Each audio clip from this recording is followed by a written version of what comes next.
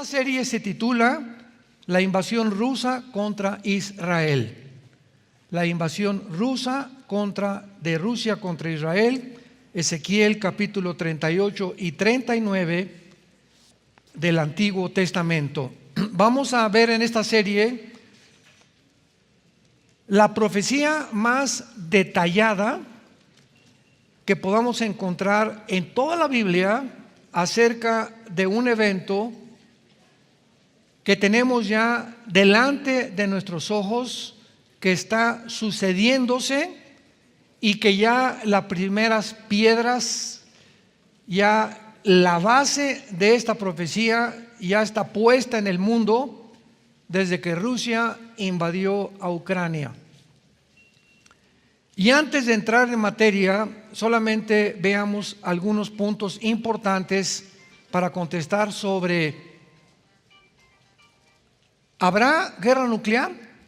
Ahorita es la pregunta más importante que las revistas Foreign Affairs, Asuntos Extranjeros, que es la más famosa que hay, que imprimen, ¿verdad?, en Estados Unidos para la información de científicos, de politólogos, en fin, ¿verdad?, la revista Economic o El Economista, la revista Time, la revista Newsweek en Estados Unidos, donde quiera que ustedes consulten, a los que les interesa conocer el estado de condiciones en que el mundo se encuentra. Esta es la pregunta más importante que tiene en tensión al mundo entero: ¿habrá o no habrá guerra nuclear?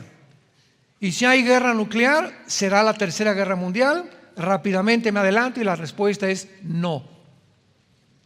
No viene, aunque haya uso de armas nucleares ahora en Ucrania o en Europa o en Rusia, no es la tercera guerra mundial, como lo vamos a ver con mucho detenimiento.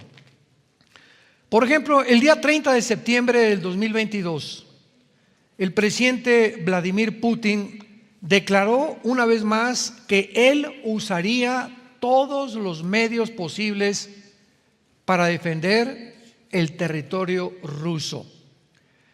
Una de las cosas más importantes que tenemos que descubrir también es que no podemos hablar, bueno, Putin es un monstruo, está haciendo estas cosas, pobres ucranianos, o Estados Unidos está tratando de defender a una nación indefensa, etcétera, etcétera. Y oímos diversas opiniones, quién es el bueno y quién es el malo. Y no podemos tener o emitir ninguna opinión hasta entender qué está sucediendo. Putin, ¿verdad?, tiene un sueño, que lo vamos a ver más adelante, que él escribió diciendo que él anhelaba la restauración de la antigua Unión Soviética. En otras palabras, cuando cayó el comunismo en 1991, Rusia perdió el 30% de su territorio, Rusia, la Unión Soviética. Y entre este territorio que perdió Rusia en el 91 se encontraba Ucrania, Kirguistán, Kazajistán, Kuzbekistán, Afganistán, etcétera, etcétera, que es toda la franja sur del Mar Caspio y del Mar Negro.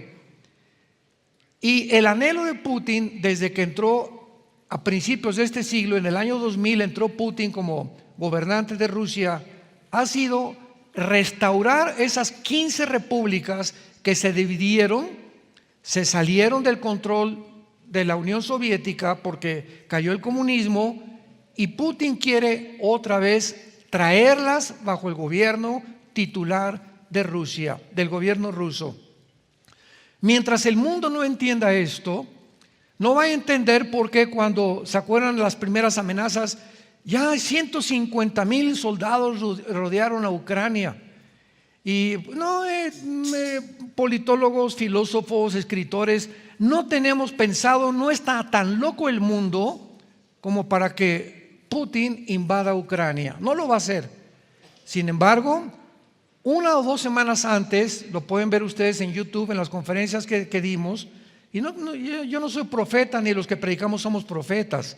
Estamos hablando de lo que la Biblia dice hace 2700 años, que Ucrania forma parte de lo que se conoce en la Biblia en el capítulo 38 como la zona de Magog. Estoy contigo, oh Gog y Magog, le dice Dios en el capítulo 38 a Gog, que es el título de un líder o de un capitán o de un zar.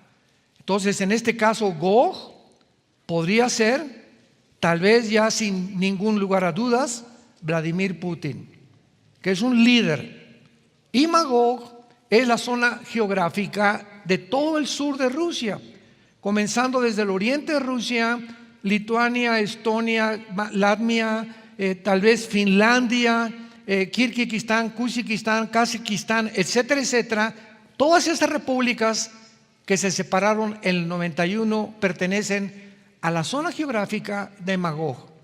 Cuando venimos a la Biblia, no encontramos el nombre de Rusia, no encontramos el nombre de Irán, no encontramos el nombre de Turquía, tal como lo conocemos desde el siglo XX. ¿Cómo sabemos entonces de que estas naciones son a las que el Espíritu Santo se refería? Bueno, la forma como nosotros descubrimos que son las naciones que actualmente se llaman Rusia, Irán, Turquía, es por la zona geográfica en la que se encuentran. Y cuando en esta profecía dice, vendrán de los últimos límites de Israel del norte, la invasión, si tú tomas ahorita una mapa y pones una regla de Israel hacia el norte, llega a Moscú. No hay más naciones al norte más que Moscú. Por eso sabemos claramente que cuando el Espíritu Santo nos delinea estas claves, sabemos qué zona geográfica se encuentra. Y Rusia viene de la palabra Rosh.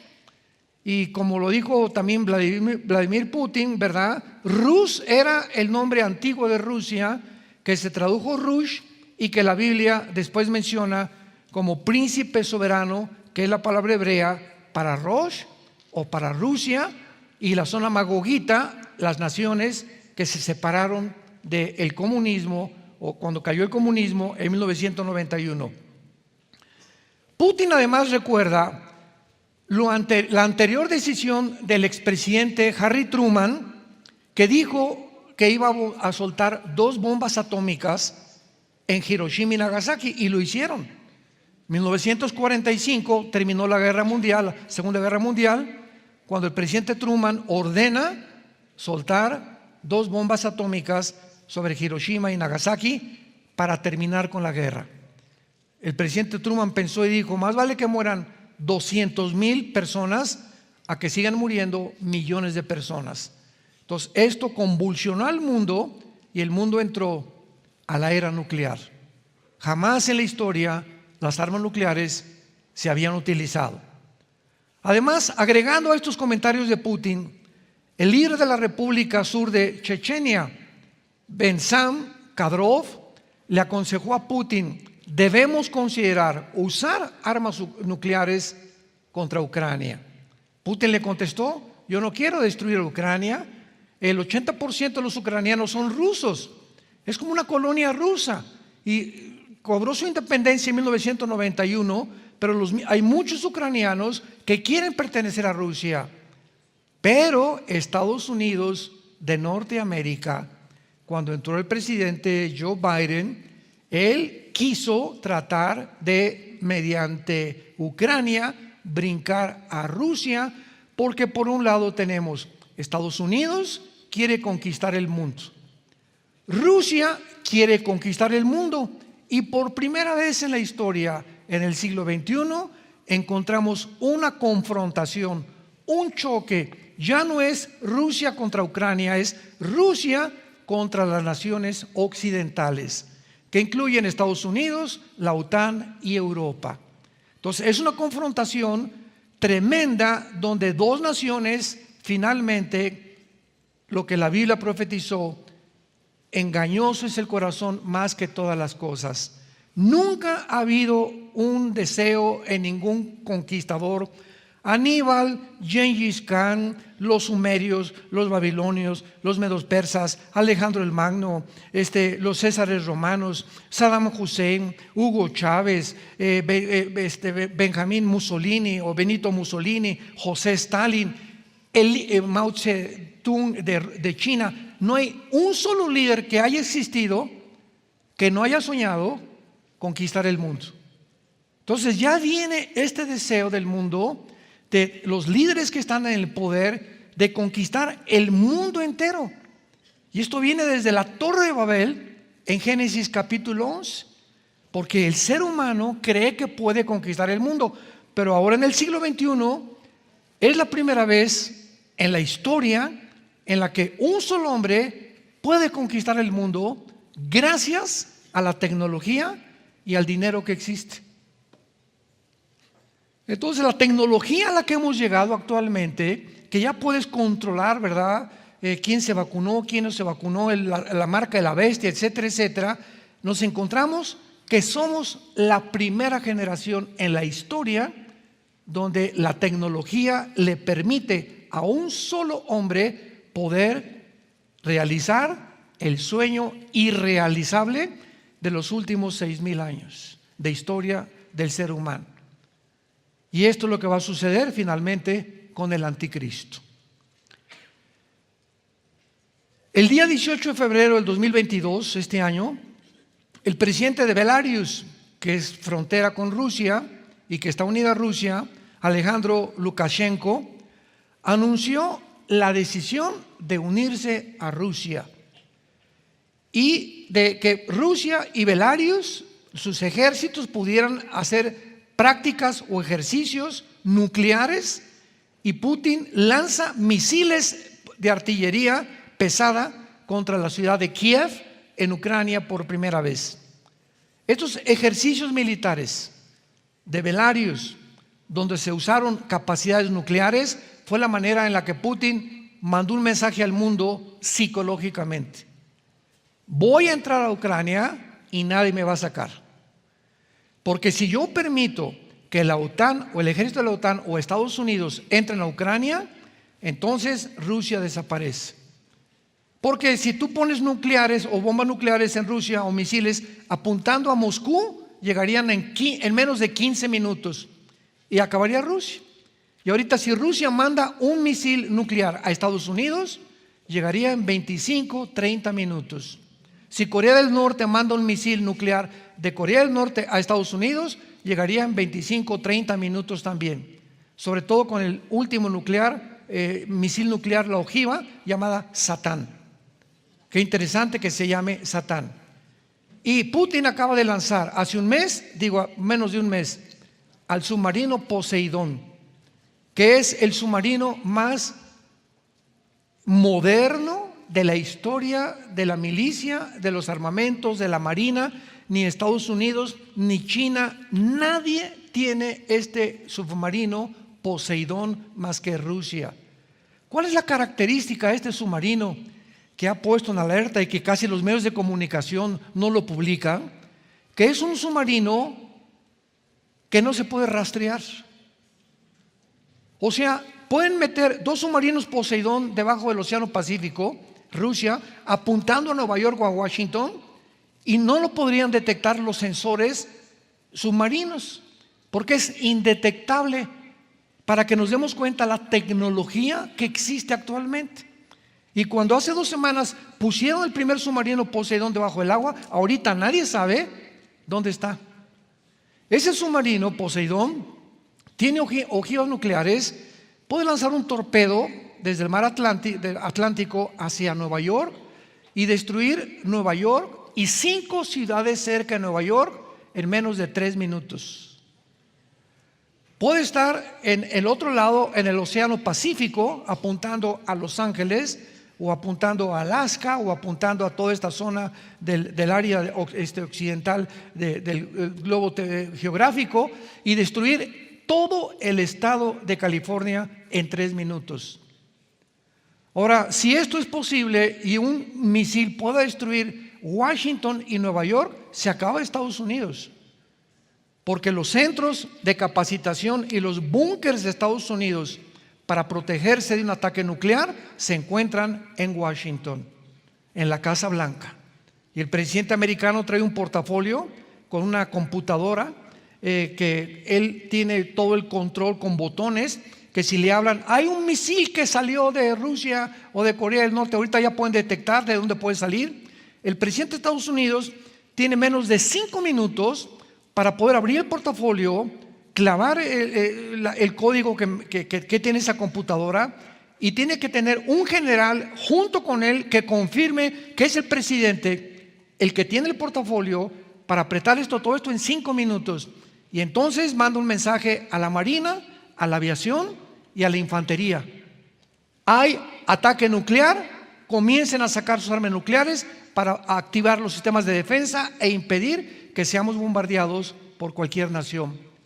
Sin embargo, si Rusia manda un misil contra Estados Unidos con el sistema SS-500 que tiene Rusia actualmente, y el presidente le llega la noticia que viene el misil de Rusia llegaría en 25 minutos antes que el presidente ejerciera esa orden o ese mandamiento. O sea, Estados Unidos no tendría la manera de responder, porque los expertos actualmente y sobre todo en el área militar, y los que tienen experiencia, generales y politólogos y expertos en cuestiones militares, acaban de decir lo siguiente: no creemos que el mundo esté tan loco, porque sabemos que Putin lanza un misil, Estados Unidos le va a conquistar, y entonces vendría la destrucción mutua de Rusia y de Estados Unidos. Y por eso todos los comentarios en todas las revistas, la última que acabo de leer, que viene de Harvard, de la Universidad de Harvard, expertos en Harvard, sin tener la visión que tiene la Biblia, dicen: sí, el mundo no puede llegar, tenemos un futuro mucho mejor, porque tienen que entrar en razón estos líderes y saber que nos vamos a destruir cualquiera de los dos que mande bombas nucleares. ¿Saben cuál es el problema de pensar de esta manera, de no conocer este libro que se llama la Biblia? Y la Biblia dice claramente que el mundo ya está loco. O sea, para que el mundo llegue al punto en que hemos llegado es porque tanto Putin como los presidentes o de la OTAN o de Estados Unidos ya no razonan coherente ni lógicamente. El mundo ha llegado a un estado de locura donde ya no hay la verdad, no hay verdad, es relativa, donde no hay lógica. La misma ciencia ha enloquecido, llamándole que hay 35, 40, 50 géneros cuando no solamente hay macho y hembra. Los mismos científicos, genetistas, biólogos, microbiólogos, bacteriólogos han llegado a una locura de negar la biología y la genética. Hemos llegado a un mundo donde está controlado por psicópatas. Ya están controlados por puros psicópatas. Ahora, si Satanás, 1 Juan 5:19, controla el mundo entero, significa, como dice Apocalipsis 16, y los demonios entrarán a los gobiernos, a los líderes, para llevarlos a Jerusalén y tener la tercera guerra mundial, que se conoce como la batalla del Armagedón. Entonces, ¿quién gobierna el mundo? Los líderes de las naciones son los que influyen. El líder de México en México, el de Costa Rica en Costa Rica, el de Italia en Italia, el de Brasil en Brasil. Son hombres, puros hombres en cada nación, los que manejan millones de personas. Y donde si ese hombre está loco, o si ese hombre no tiene una capacidad clara, y ese hombre lo único que le interesa es llegar al poder y tener más control o tener más dinero, enloquecen. Los demonios usan a esos líderes para arruinar esas naciones. Porque si Satanás quiere controlar el mundo, comienza con los líderes. Si Satanás quiere destruir una familia, se va sobre el varón, porque es el líder de su casa. Si Satanás quiere destruir una escuela, se va contra el director de la escuela, que implante la ideología de género. Si Satanás quiere impedir que no gane hoy el Toluca, ¿verdad?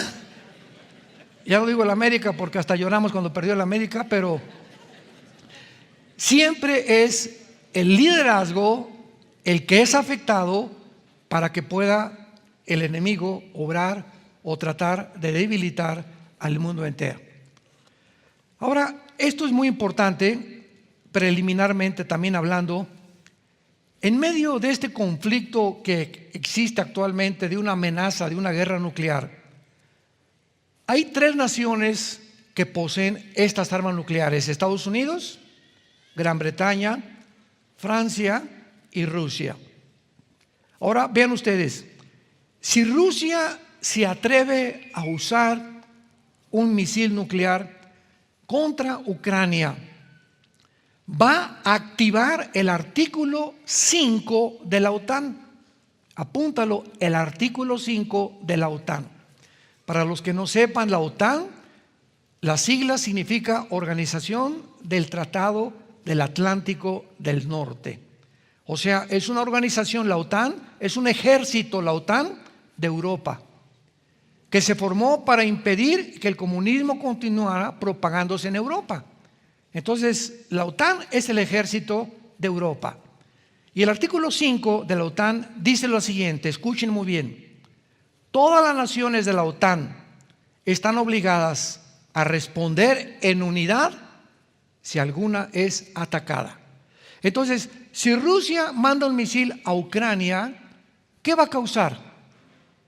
Radiación, ¿correcto? No se va a quedar la radiación ahí nada más en Ucrania, y va a afectar a Polonia, que es frontera, a Belarus, va a afectar a Rumanía, va a afectar a Alemania, que son las más naciones cerca de Ucrania, las va a afectar radioactivamente. Entonces, al afectar la radiación de Ucrania y salir de Ucrania contaminando las demás naciones, entonces la OTAN tiene que usar armas nucleares en contra de Rusia. Y ahorita es lo que ha impedido que la OTAN ni Rusia ejerzan el poder o el potencial nuclear que tienen. Pero si esto sucede, entramos entonces a una guerra europea donde el 4º sello del Apocalipsis dice que morirán 2,000 millones de personas. ¿Cuántos habitantes tiene el mundo ahorita? 8,000 millones de personas. La 4ª parte dice el 4º sello del Apocalipsis que morirían. Estamos hablando de 2,000 millones de personas. Si nosotros contamos desde Alaska hasta la Patagonia, todo el continente americano, ¿cuántos habitantes sabemos? Habemos 1,100 millones. Tendrían que desaparecer 2 continentes americanos en los primeros bombazos que el mundo va a experimentar. Para que tengamos una idea de por qué cuando Jesucristo regrese en su segunda venida, al final de la batalla del Armagedón, cuando ya estemos a punto de autoextinguirnos, si no interviene Jesucristo milagrosamente, el mundo se acabaría. Cuando Cristo regrese, solamente 1/3 parte. ¿Cuánto es 1/3 parte de 8,000 millones? Son los que van a sobrevivir. 1/3 parte quedará viva para entrar al reino milenial, algunos de ellos. Así que la única vez que este artículo 5 de la OTAN se ha invocado fue en septiembre del 2001, después del ataque terrorista a las Torres Gemelas de Nueva York. Y de la misma manera, si Rusia tiene un ataque nuclear contra Ucrania, va a actuar la OTAN con todas las naciones europeas para contestar nuclearmente a Rusia. Ahorita la OTAN no puede entrar en Ucrania porque Ucrania no pertenece a la OTAN.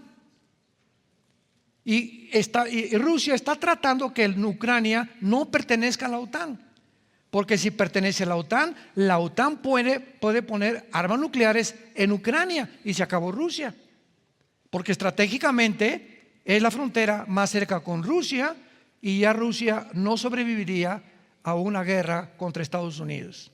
Y por eso es la ambición de Estados Unidos acaba de mandar 10 millones más de dólares hace 3 días. Y no se imaginan el armamento, los miles de millones de dólares que está mandando Estados Unidos a Ucrania. Pero antes de terminar, Estados Unidos los soldados americanos no pueden entrar a Ucrania, porque si entran los Estados Unidos a Ucrania, violan los artículos de la OTAN y Rusia puede usar las armas nucleares. ¿Por qué? Porque Ucrania no pertenece a la OTAN. Entonces, hace una semana, escuchen esto, la División Aéreo Transportada 101 de Estados Unidos, conocida también como los Screaming Eagles o las águilas que gritan, fue colocada en Polonia y en Bulgaria, en la frontera con Ucrania. Y esta división, la 101 Aerotransportada de Estados Unidos, es la unidad y la división más experta y lista para entrar en segundos y en horas al campo de batalla. Y el hecho que ya hace 1 o 2 semanas Estados Unidos haya mandado esta división, que no se ha usado desde la Segunda Guerra Mundial casi, a Ucrania, a la frontera con Ucrania, nos habla de la tensión que va en aumento para una guerra nuclear. Muy bien, hasta este momento, ¿verdad? Es importante también saber que Rusia tiene 4.777 ojivas nucleares. No hay ninguna nación en el mundo que tenga más armas nucleares que Rusia. Estados Unidos tiene más submarinos tal vez, o portaaviones, y China, un ejército, ¿verdad?, de millones de soldados, pero nadie tiene la capacidad nuclear que tiene Rusia nuclearmente. Por eso la confianza de Putin. Y Putin dice, aquí a Ucrania no entra nadie. Y lo dijimos en los comentarios que hicimos antes de que esto fuera realidad.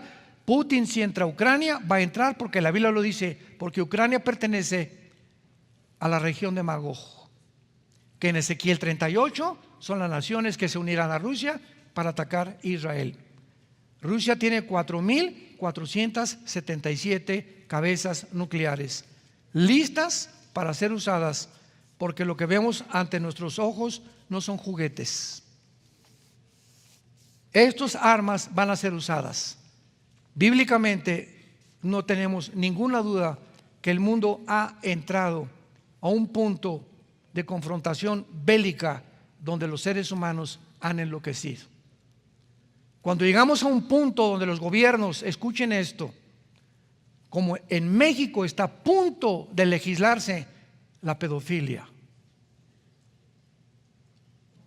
Se acaba de legislar ahora en Europa el infanticidio, que un niño nacido, ya nacido, hasta el primer mes de nacido, lo pueden matar. ¿Habrá más maldad en el mundo que esta? ¿Que autoricen que un adulto tenga relaciones sexuales con los niños? Ya no con un hombre, tampoco ni con una mujer, ni con 5 hombres, ni con 5 mujeres, sino con niños.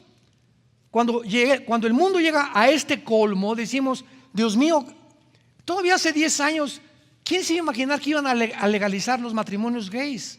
Pues lo hicieron. Y no solamente pasó el tiempo y legalizaron la adopción de los niños a 2 mamás y a 2 papás. Y ahora se impone esta ideología en las naciones por medio de las Naciones Unidas y la Organización Mundial de la Salud, por el amor de Dios. Y ahora a punto de legalizar la pedofilia, pero vean, todos estos decretos van en contra de ¿qué? De la familia. El propósito satánico es destruir el matrimonio, que ya no sea hombre y mujer, acabar con las familias, porque al debilitarse las familias crece el gobierno. Y ahora las familias no es la prioridad mía, no es mi esposa ni mis hijos, ahora es el gobierno. Para gobierno es al que le tengo que rendir cuentas. Y ahora mis hijos los van a educar el gobierno y los va a mandar a escuelas donde les enseñen la ideología de género y los adoctrinen y los depraven moralmente, y yo no voy a tener más que cruzarme las manos o educarlos en mi casa, porque ya no hay manera de poder sobrevivir al mundo que estamos enfrentando, y Dios tiene que actuar muy pronto. Ezequiel capítulo 38 dice así estas palabras: vino a mí palabra de Jehová diciendo, hijo de hombre, pon tu rostro contra Gog en tierra de Magog. Los magogitas como hemos visto anteriormente, es la zona geográfica cerca del Mar Negro y del Mar Caspio, alrededor de Rusia y al oriente de Rusia. Los magogitas descienden de los escitas. Si hay historiadores que les interese conocer el trasfondo de las palabras de la Biblia.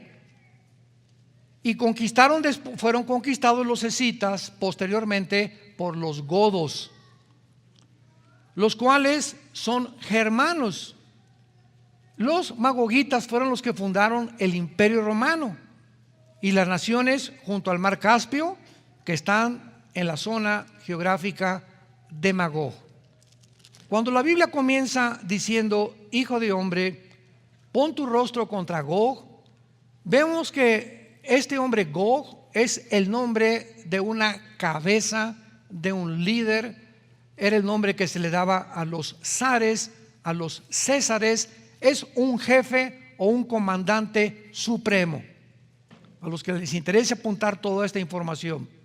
Y Magog es la zona geográfica al sur de Rusia, que comprende casi todas las 15 repúblicas, que dice más adelante príncipe soberano, que es la palabra hebrea Rosh, de donde viene la palabra Rus y donde viene Rusia, de Mesec y de Tubal. Mesec y Tubal son exactamente la zona geográfica del sur de Rusia. Muy bien, hasta ahí creo que está clara la explicación para poder continuar expandiendo esta profecía. Versículo 3. Y di: así ha dicho Jehová el Señor, he aquí yo estoy contra ti, Gog, príncipe soberano de Mesec y Tubal. Te quebrantaré y pondré garfios en tus quijadas, te sacaré a ti y a todo tu ejército, caballos, jinetes, de todo en ello equipados, gran multitud, con paveses y escudos, teniendo todos ellos espada. Vemos pues a continuación, ¿verdad?, que se nombra claramente que viene una invasión de Gog.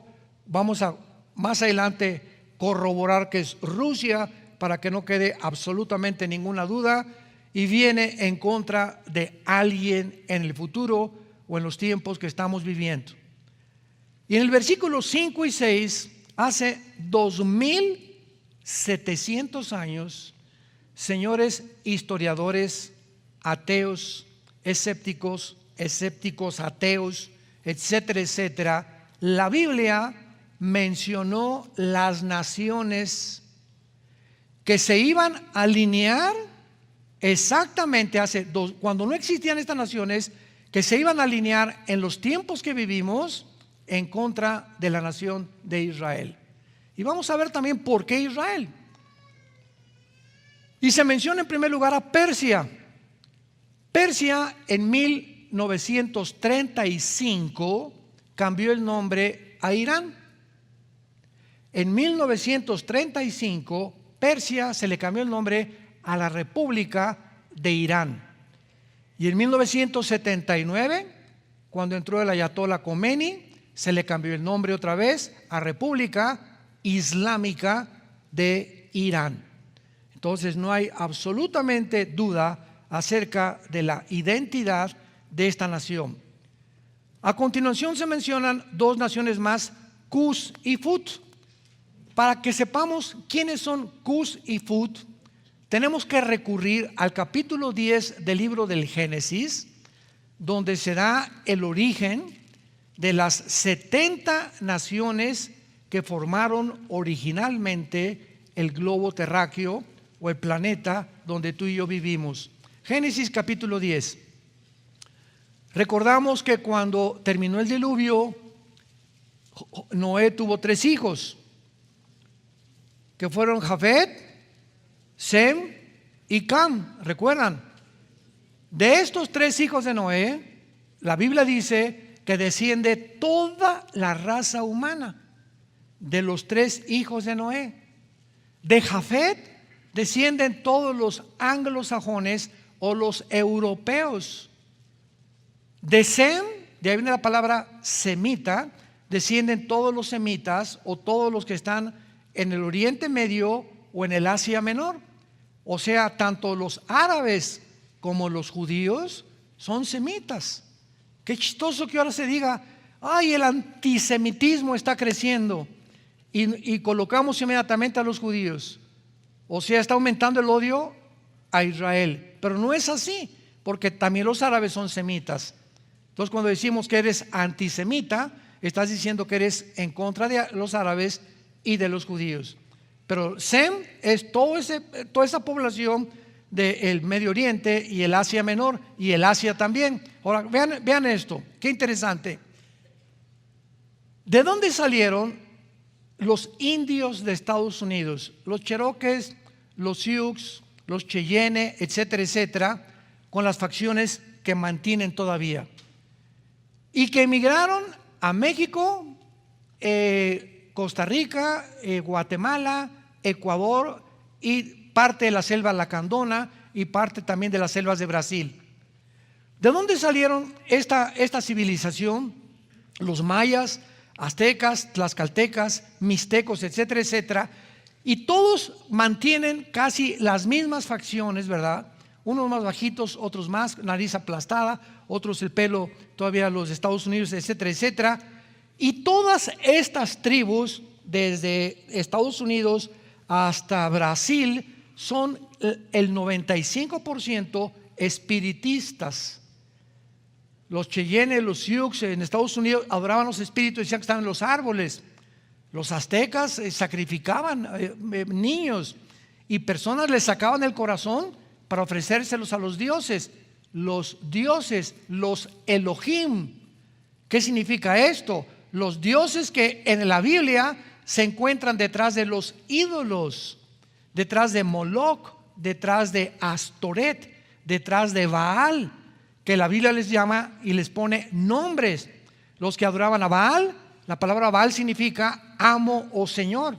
Astoret era la diosa del sexo, la diosa del transgénero. Escúchenlo. La diosa que trataba de mezclar la masculinidad con la feminidad, y no distinguir la masculinidad ni la feminidad, sino hacer los dos.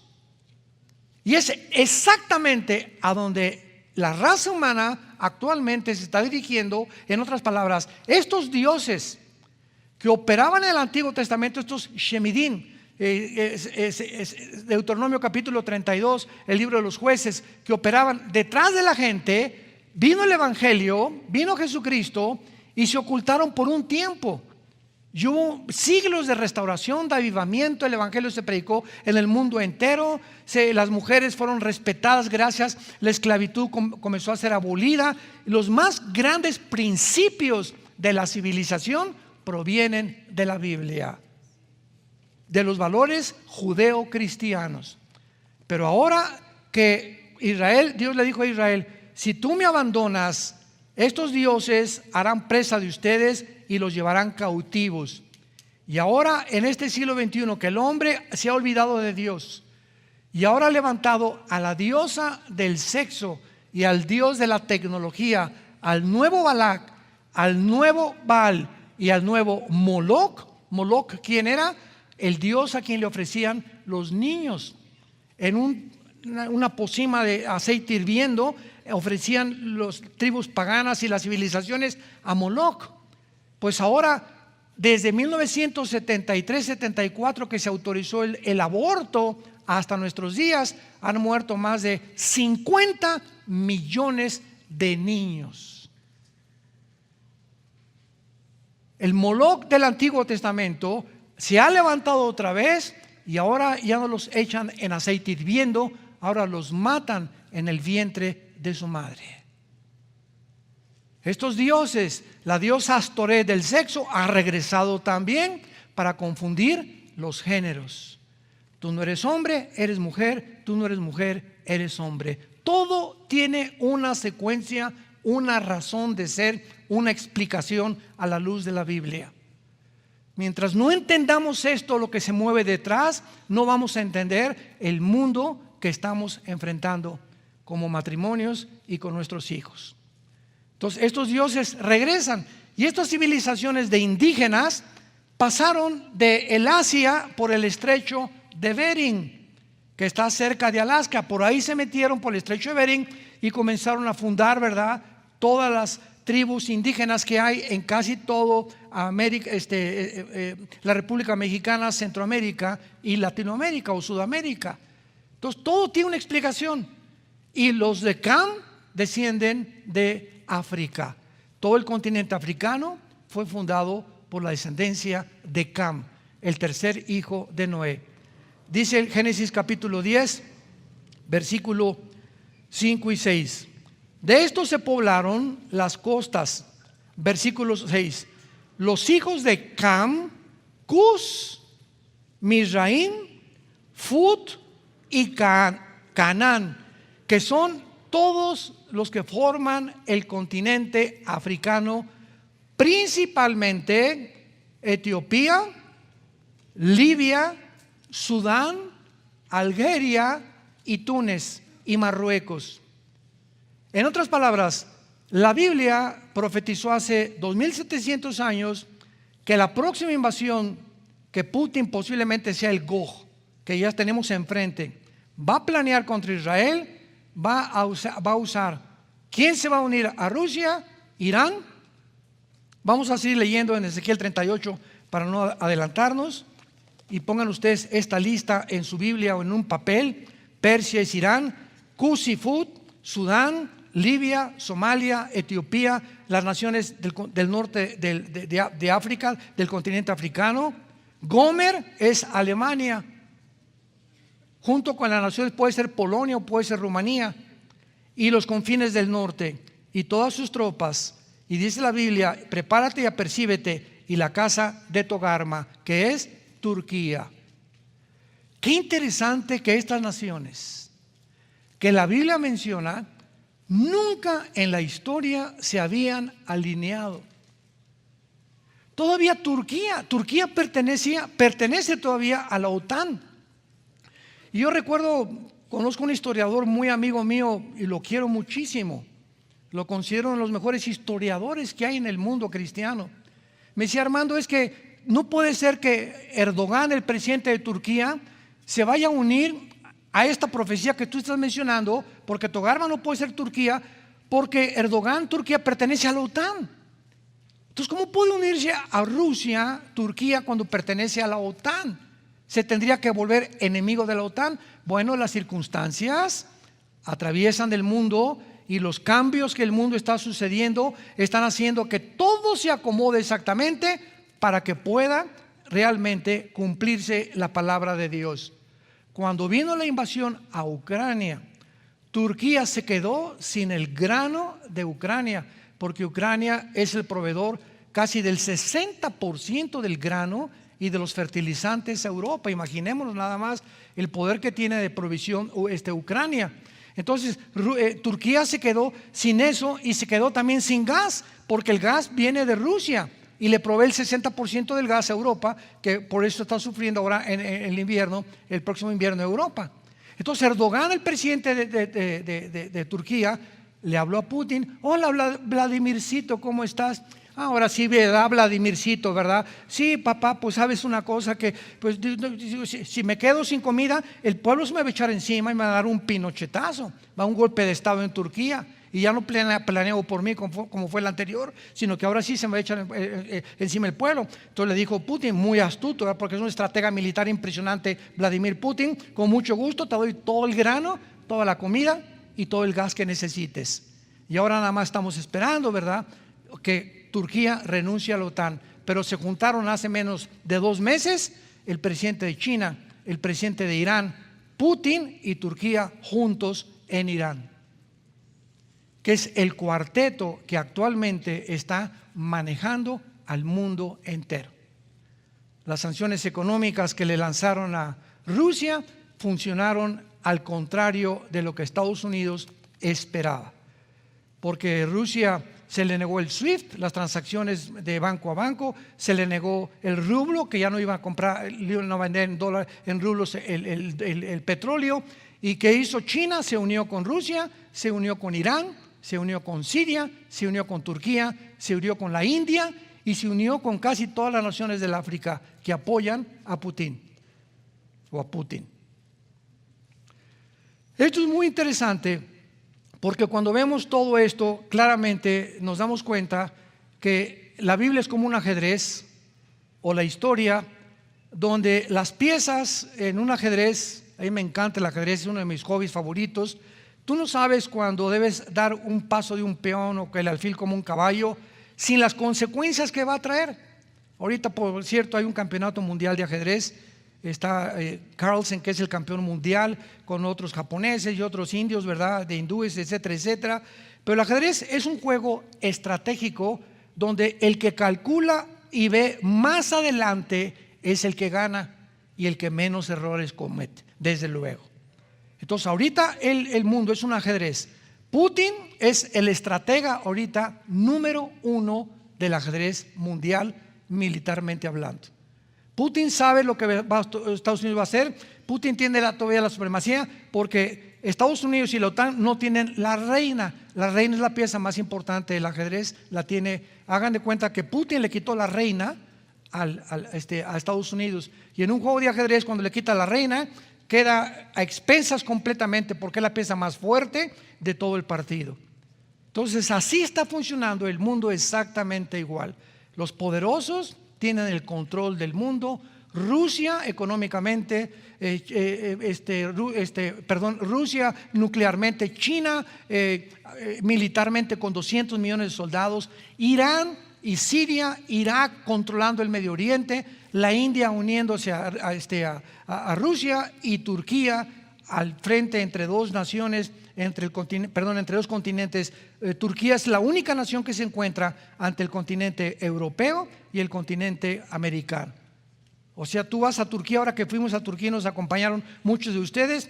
Turquía está dividida, dicen, este es el área que pertenece al oriente o al Asia, y esta es la parte que corresponde al continente americano o al occidente. Es occidente y oriente Turquía. Entonces, por eso la Unión Europea no ha aceptado a Turquía como miembro todavía.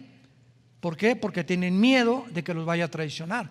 Y esto les va a salir el tiro por la culata, porque ya Erdogan, el presidente de Turquía, se va a unir finalmente, bíblicamente, a Rusia. Y ya tenemos a los contendientes y a los protagonistas de las profecías de hace 2700 años delante de nuestros ojos. Estas naciones que la Biblia menciona nunca en la historia se habían aliado hasta el siglo XXI, para mostrarnos lo que dijo un gran escritor escatólogo, Dwight Pentecost. Pentecost, del Seminario Teológico de Dallas, dijo lo siguiente: cuando tú ves que en un estadio sube el Toluca, ¿verdad? Y sube el Pachuca, y tú eres espectador, sabes que el juego va a comenzar. Bíblicamente, cuando veamos que los protagonistas o los jugadores que la Biblia mencionó que están tomando lugar en el escenario mundial, sabemos y que podemos comenzar a contar la cuenta regresiva del ser humano. Es la última generación la que estamos viviendo ante los ojos del Señor y de la Biblia, y tú tienes en esta mañana que arrepentirte de tus pecados. No juegues más con Dios. Si tú rechazas la luz, vas a acabar en las tinieblas, vas a acabar perdiendo la brújula y vas a acabar creyendo primero en Buda o en Mahoma o en Mahatma Gandhi o en cualquier otra cosa, menos en aquel que dijo: yo soy el camino, yo soy la verdad, yo soy la vida, yo soy la resurrección y la vida, y todo el que cree en mí va a volver a vivir. He aquí, ustedes, pequeña manada, no tengan miedo. Nunca los voy a dejar, nunca los voy a abandonar. Estaré con ustedes todos los días hasta el fin del mundo. Yo, y cuán grande es la bondad que voy a guardar para tu vida si tú me sigues. Bendeciré tu familia, tu negocio, tu esposa, tus hijos. Te daré paz, y cuando mueras morirás en paz, porque sabrás que al morir estarás conmigo. En segundos, cuando cierres tus ojos, dejarás este mundo para unirte al mundo eterno que he preparado para todos los que me aman. ¿Quisieras tú en esta mañana invitar a Jesucristo como tu Señor y como tu Salvador? Inclinemos nuestra cabeza. Bendito sea el Dios y Padre de nuestro Señor Jesucristo, el cual nos ha hecho renacer para una esperanza viva cuando levantó a su Hijo Jesucristo de entre los muertos, el cual fue crucificado, fue enterrado y fue resucitado a los 3 días, y traspasó los cielos y ahora se encuentra sentado a la diestra del Padre en las alturas, viviendo para interceder por nosotros eternamente. Te damos gracias, Señor Jesús, pastor de las ovejas y del pacto sempiterno, para que tu muerte en esa cruz haya hecho posible que pudiéramos pertenecer a tu familia, porque a todos los que le recibieron, a todos los que creen en su nombre, Dios les da la potestad, el derecho de que te llames hijo e hija de Dios.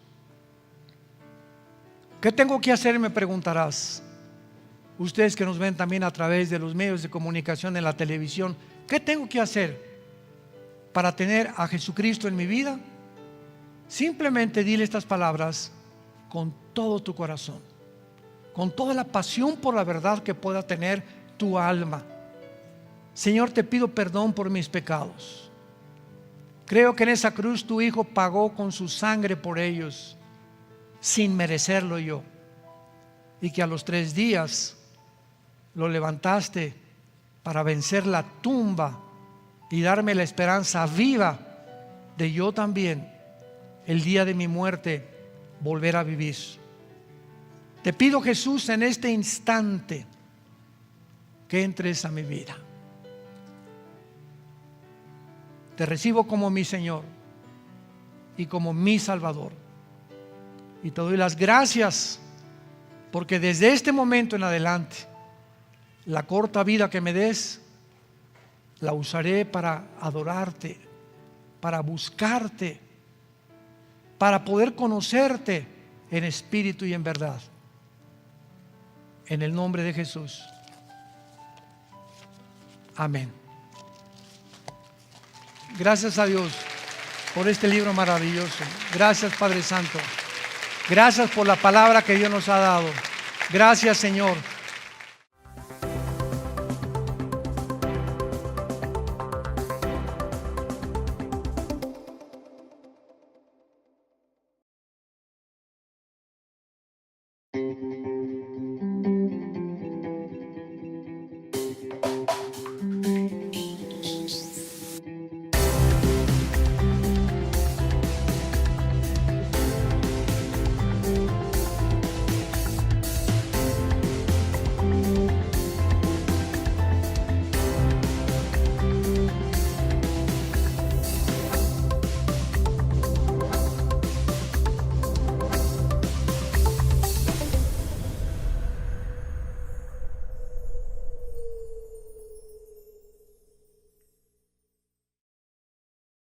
Es increíble la ignorancia que la mayor parte de la humanidad tiene de la Biblia.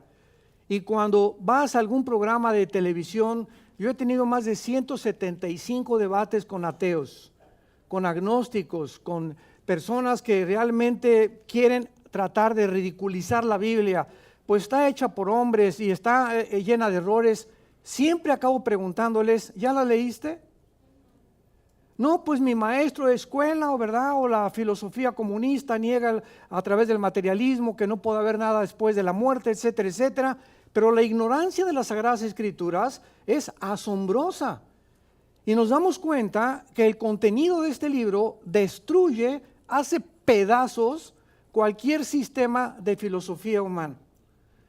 Llámese democracia, comunismo, socialismo, monarquías, ideologías, lo que tú me quieras mencionar son ideas de seres humanos, que seres humanos inventaron, pero cuando venimos a la Biblia nos damos cuenta que es imposible porque es un lenguaje encriptado donde el hebreo contiene de cada letra un número el griego un número y nos damos cuenta, por ejemplo, para no ir tan lejos, la palabra embarazo en el hebreo tiene 3 letras, 2, 7, 1, 5, 2, 7, 5. Qué interesante que 275 días es lo que dura el embarazo de una mujer.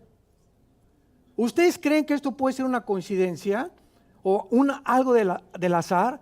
El primer versículo de la Biblia, en el principio creó Dios los cielos y la tierra. Dice la Biblia, Bereshit ha-hamayim ha-eretz en el hebreo. Y son 7 letras y la del medio es el menorá. ¿Qué es el menorá? Este símbolo que tenemos nosotros en nuestra organización, que el símbolo del medio es Jesús. 3 a la derecha y 3 a la izquierda es el número 6, porque en el 6º día fue creado el hombre. La Biblia nos muestra que el ser humano con Jesús llega a ser un ser completo. El ser humano es incompleto completamente sin tener a Jesús en su vida. Y es cuando Jesús entra a tu vida, cuando comienzas a realizar y a descubrir el propósito y el significado que Dios tiene para cada uno de nosotros. En el principio creó Dios los cielos y la tierra, versículo 1. Aquí encontramos el espacio, la materia y el tiempo. Los 3 elementos que la física define como indispensables, porque la materia no la puede separar el tiempo, ni el tiempo de la materia, ni tampoco del espacio. Luego dice en el versículo 11, dijo Dios, produzca la tierra hierba verde, que dé semilla y fruto según su género. Esto fue antes de Gregorio Mendel, del doctor Crick y del doctor Watson. La primer página de la Biblia nos establece hace 4,500 años las leyes de la herencia, antes de que se descubrieran. ¿Qué significa esto? Que una semilla de uva tiene las características nutritivas y los minerales para que haya una información, y cuando crece tiene que ser redondita, moradita o verdecita. La semilla de la papaya tiene características especiales para nuestros intestinos. La de la naranja tiene sus características. Todas las semillas de todos los árboles del mundo tienen un ADN, tienen un software, tienen información inteligente que decide cómo va a ser. Nosotros, cuando tú naciste y cuando yo nací, fuimos diseñados por Dios, hombres o mujeres, porque solamente hay 2 géneros. Y a las mujeres Dios les dio 2 cromosomas X, a los hombres el Y que no tienen las mujeres. Entonces, si tú crees que eres hombre y te sientes otra cosa y tienes el cromosoma Y, estás negando tu biología y tu genética. Ya olvídate de la Biblia. Biológicamente hay una resistencia actualmente en el mundo, porque ahora oímos ya de lo transgénero. Pero no vamos a entrar a todas estas cosas. En el capítulo 2 del Génesis, versículo 7, Dios nos muestra que Dios forma al hombre del polvo de la tierra. Damas y caballeros, señores científicos y médicos que nos acompañan.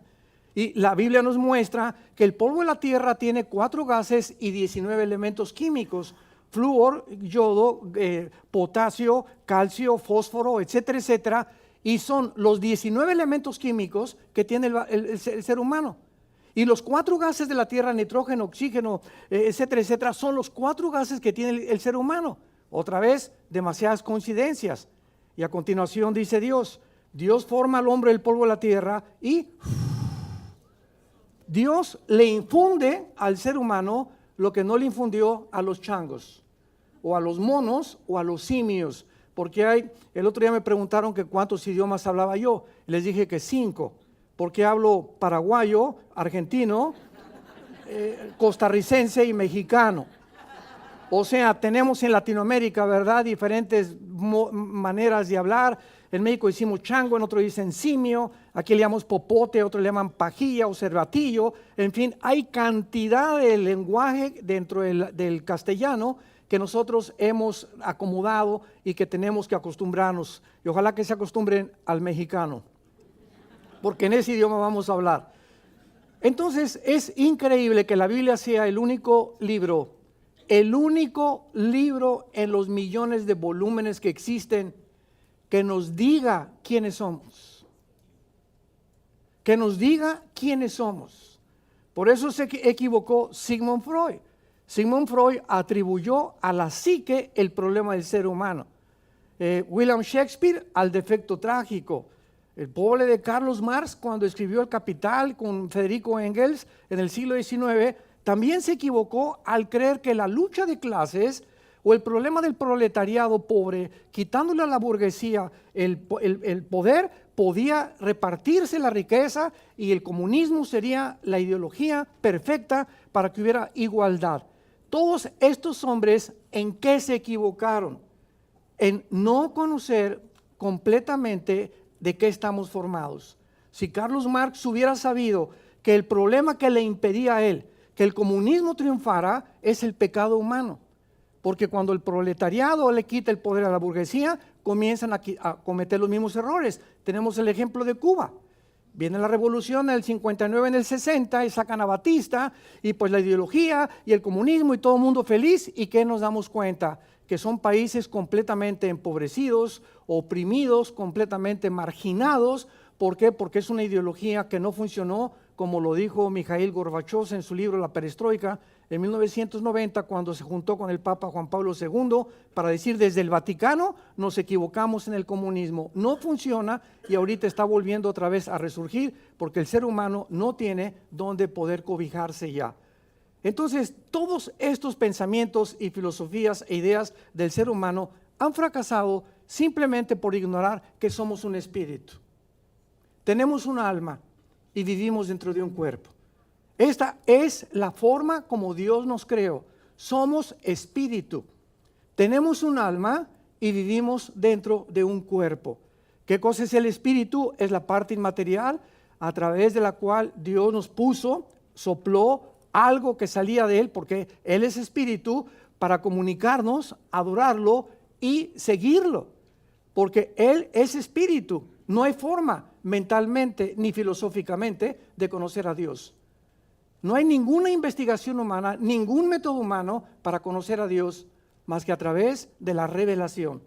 Si Jesús no entra a tu vida y tú no le das oportunidad a Jesús de entrar a tu vida, seguirás de cine en cine, de novela en novela, de libro en libro, de ideología en ideología, de mujer en mujer, de hombre en hombre, buscando siempre y sin encontrar. Porque hay un hombre que dijo hace 2000 años: yo soy el camino, la verdad y la vida. Cuando yo encontré eso hace 41 años que tengo de cristiano, caí de rodillas. Después pertenecía al Partido Comunista Mexicano, fui ateo, me decepcioné de la religión que nuestros padres nos inculcaron y me di cuenta que si Jesús era realmente lo que Él dijo que Él era, yo tenía que dedicar mi vida a conocerlo, a seguirlo, a adorarlo y a compartirlo con el mundo entero. Y es lo que hemos hecho en los últimos 40 años.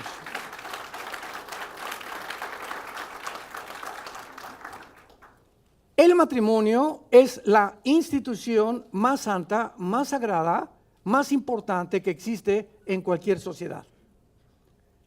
Antes de que Dios formara escuelas o gobiernos o los matriarcados o los patriarcados que hubo, etcétera, etcétera, antes de los gobiernos y antes de las ciudades-estado, Dios establece en la Biblia el matrimonio. Llama a un hombre y lo crea a su imagen y semejanza. Del hombre saca a la mujer con un cromosoma diferente al que tenemos todos nosotros. Y finalmente Dios los une a los dos hombres para que a través de ellos pudiera la raza humana poder procrearse. Vino una rebelión tremenda de acuerdo a la Biblia y vino un diluvio universal, capítulo 7, 8 y 9 del Génesis, y nos damos cuenta que después del diluvio todos nosotros, tú y yo, descendemos de 3 hombres. Nosotros descendemos, toda la raza humana, de los 3 hijos de Noé, de Sem, de Cam y de Jafet. Los jafetitas formaron todos los anglosajones de Europa. Todos los europeos vienen de Jafet. Los semitas vienen y son los que vienen de Sem, poblaron todo lo que es el Medio Oriente y el Asia Menor. Todos los asiáticos vienen de Sem, y todos los camitas, que de ahí viene la palabra cananita también, formaron el continente africano.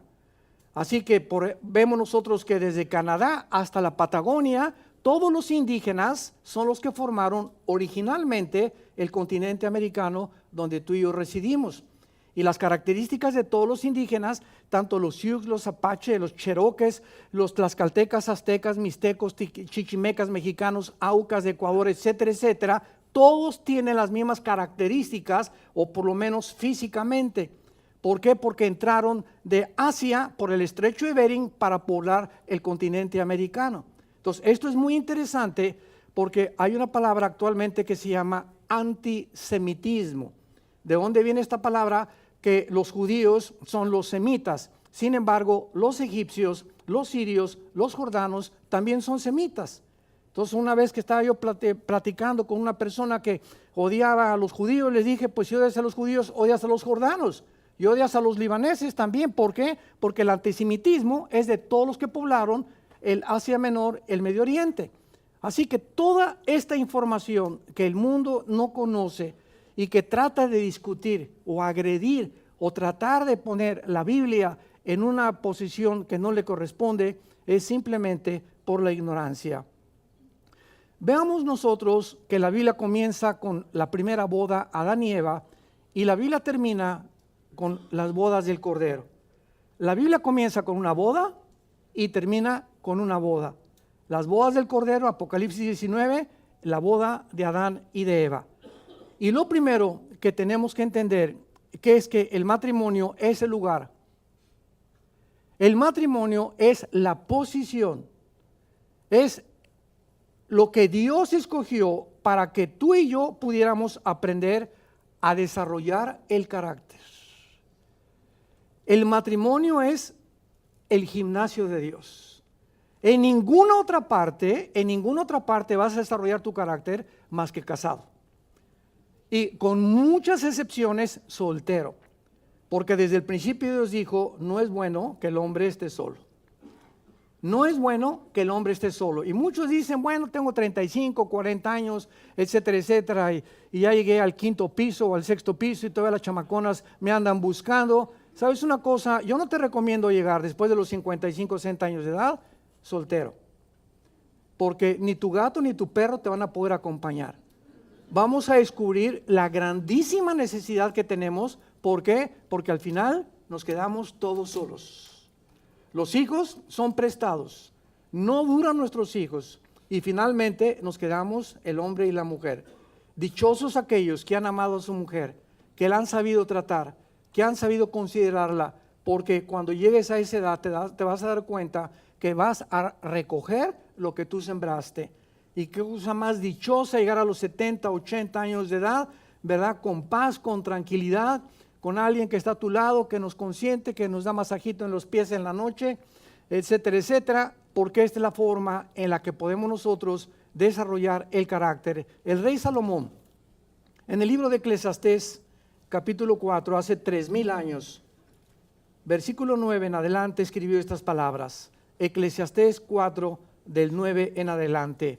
Estas son las palabras del hombre, de acuerdo a la Biblia, más sabio que ha existido después de Jesucristo, el rey Salomón.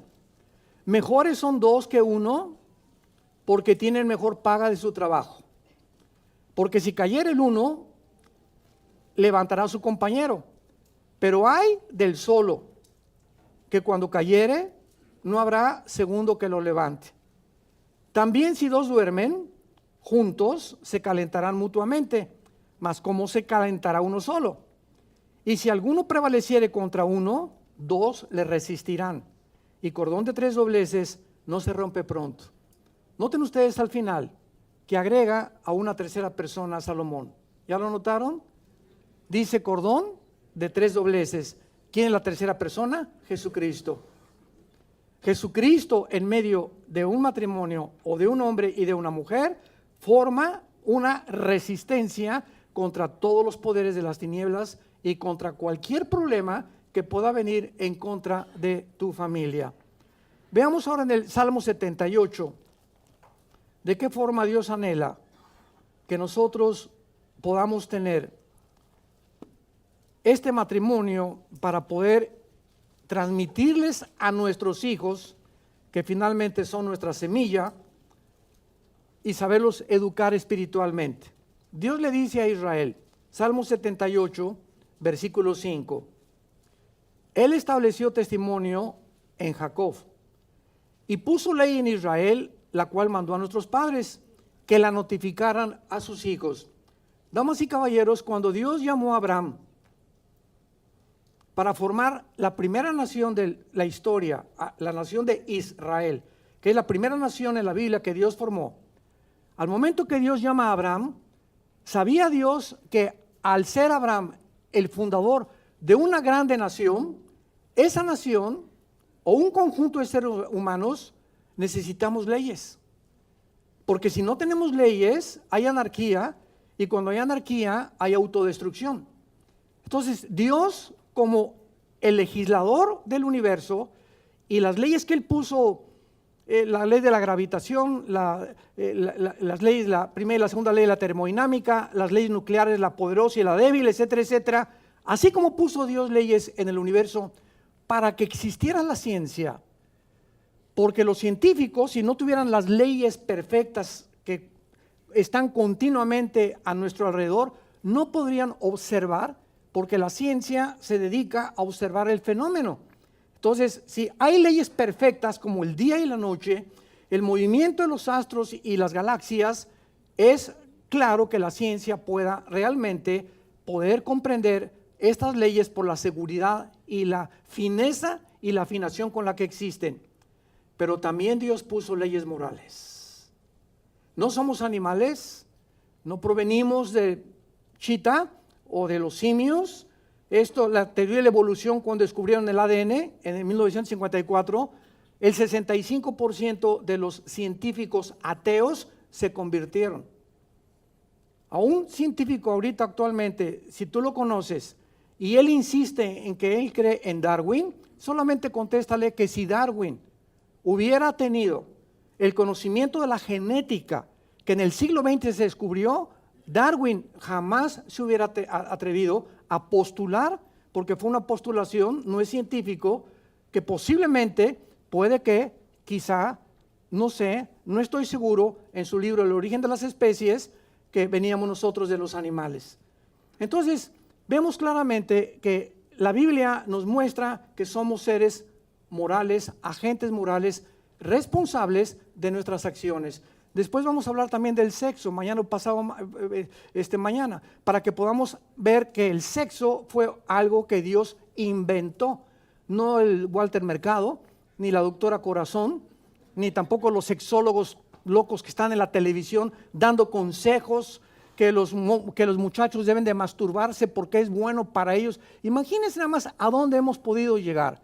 ¿Y por qué lo hacen? Porque no conocen que realmente el único autorizado para hablar del sexo, cómo usar el sexo y en dónde usarlo es Dios. Y la Biblia está llena de sexualidad. Y más vale que aprendamos lo que dice la Biblia a lo que dice el puesto de periódicos de la esquina de tu casa. Entonces es importante que Dios nos dé leyes morales porque no somos animales y estas leyes están en la Biblia. Los 10 mandamientos es el código de conducta más perfecto que existe en la ética humana. No existe ningún código tan perfecto como los 10 mandamientos. Ni el código de Hammurabi, ni los códigos egipcios, ni tampoco los que han inventado. Qué impresionantes leyes morales nos da Dios. Nos da leyes para gobernarse. ¿De dónde vino el derecho romano? No es cierto que los abogados vienen del derecho romano o de los griegos. Antes de los griegos y los romanos, la Biblia en el libro de Deuteronomio especificaba claramente cómo debía gobernarse una nación. Que los jueces se taparan los ojos, que tuvieran una espada en la mano derecha y una balanza en la izquierda, y sigue siendo el símbolo de la abogacía. Si hay abogados, ustedes lo conocen. Una persona que legisla, una persona que es abogado, una persona que es juez, tiene que taparse los ojos, no puede ver si es negrito o es blanco, si tiene dinero o no tiene dinero. La justicia tiene que caer, el Estado de Derecho tiene que prevalecer. Cuando un gobierno no ejerce el Estado de Derecho, ese gobierno ya dejó de gobernar. Y estamos viendo algo muy triste y parecido en México. donde están tomando las calles, están tomando las carreteras, están tomando los edificios, quemando los comercios y nadie hace absolutamente nada. Y la Biblia en Romanos capítulo 13 del Nuevo Testamento establece que la espada no la lleva en vano el juez. Se tiene que usar la fuerza. Hay cárceles, hay policía, hay ejército por el pecado humano. Porque se tiene que detener la maldad del ser humano, desgraciadamente, por medio del uso de la fuerza y de la violencia también. Muy bien. Vemos entonces claramente aquí en el Salmo 78 que estas leyes se las tenemos que enseñar a nuestros hijos.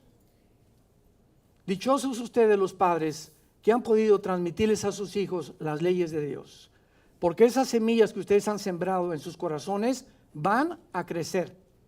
Moisés fue entregado en una canastilla en el río Nilo, en Egipto, por sus padres. ¿Y qué pasó con Moisés? Se fue la canastilla y lo entregaron completamente a su destino sus papás. Lo recoge la hija del faraón y cuando crece Moisés traía la semilla que pudieron sembrar en su corazón. Por eso él deja Egipto y niega llamarse hijo del faraón. La semilla que le sembramos a nuestros hijos tiene que crecer y va a producir fruto al 100%. Y dice el versículo 6, para que lo sepa la generación venidera y los hijos que nacerán. Cuando tú mueras, ¿qué les vas a dejar a tus hijos? ¿2 casas? 3 casas, 10 millones de pesos, 3 millones de dólares. ¿Sabes una cosa? Lo que tú les dejes se va a convertir en una maldición después para ellos.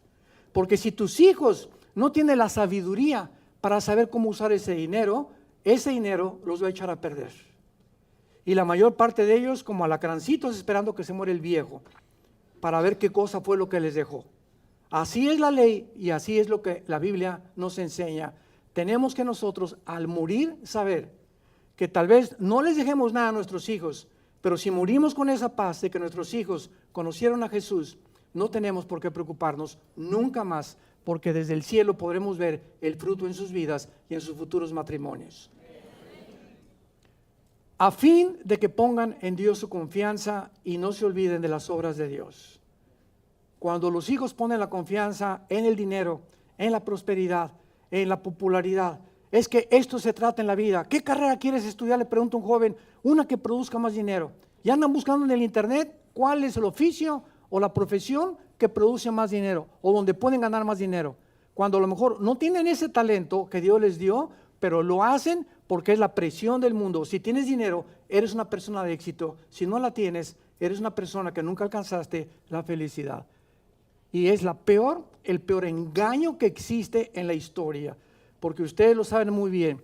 La persona que llega al éxito, llámese cantante, político, artista de cine, etcétera, etcétera, cualquiera que llegue ya a la cima, y lo seguimos viendo con esos artistas que están muriendo últimamente en México, que mueren en la pobreza, mueren abandonados por sus hijos, etcétera, etcétera. Al llegar al éxito sin Dios, mientras más alto llegues, más rápido te caes.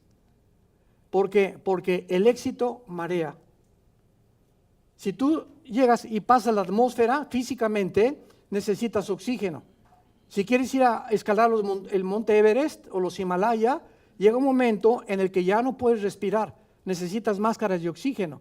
Y cuando espiritualmente alcanzas el éxito sin Dios, es la tragedia más grande de un ser humano. Triunfar en la vida sin Dios, porque cuando estés ahí arriba te vas a descomponer.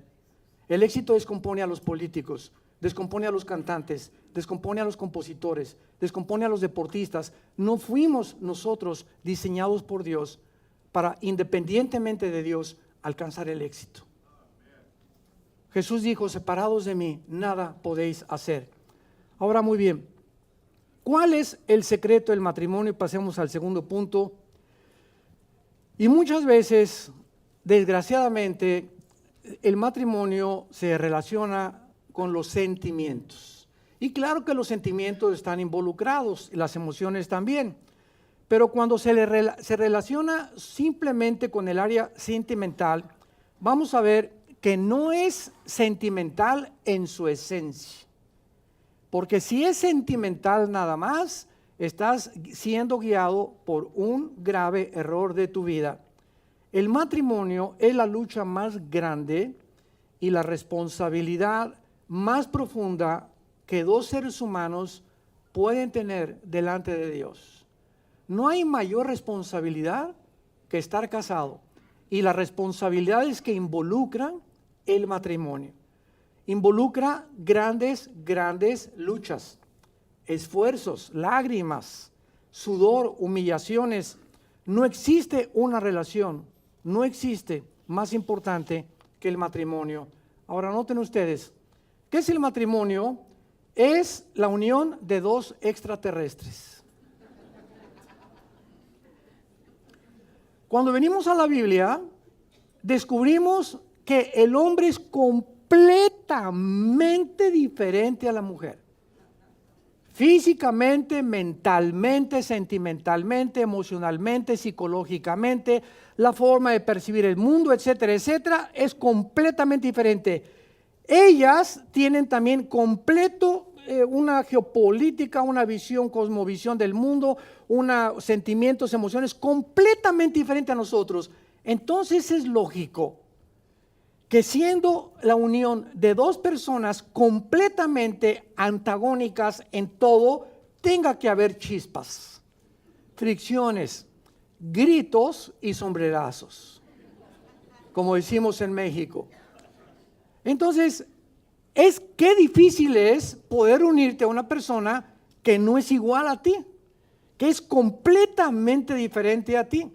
Y la luna de miel pasa muy rápido, pero muy rápido. Y comenzamos a descubrir que hay muchas cosas a ella que no me agradan a mí y muchas cosas a mí que no le agradan a ella. Y nos damos cuenta después de algún tiempo que el enemigo más grande del matrimonio es el ego, el egoísmo. Cuando nos centramos en nosotros mismos y cuando comenzamos a demandar nuestros derechos. Ahora bien, la Biblia nos muestra que la búsqueda del hombre perfecto y la mujer perfecta no existe más que en las telenovelas de Viviana y Colorina, de Chespirito, ¿verdad? Y de tantas tonterías que pasan a la televisión. No existe un hombre perfecto ni una mujer perfecta y nos hemos casado dos seres imperfectos con grandes defectos. Ahorita Marta y yo llevamos 27, 28 años ya de casados y nos damos cuenta cada vez que pasa el tiempo. Yo le digo, ¿verdad? ¿Sabes qué? Muéstrame las áreas. Y me dice, oye, ¿por qué le gritaste a esa persona? ¿Yo? Y sí, le gritaste y le hablaste muy fuerte. Y según mi parecer, yo no le hablé de esa manera.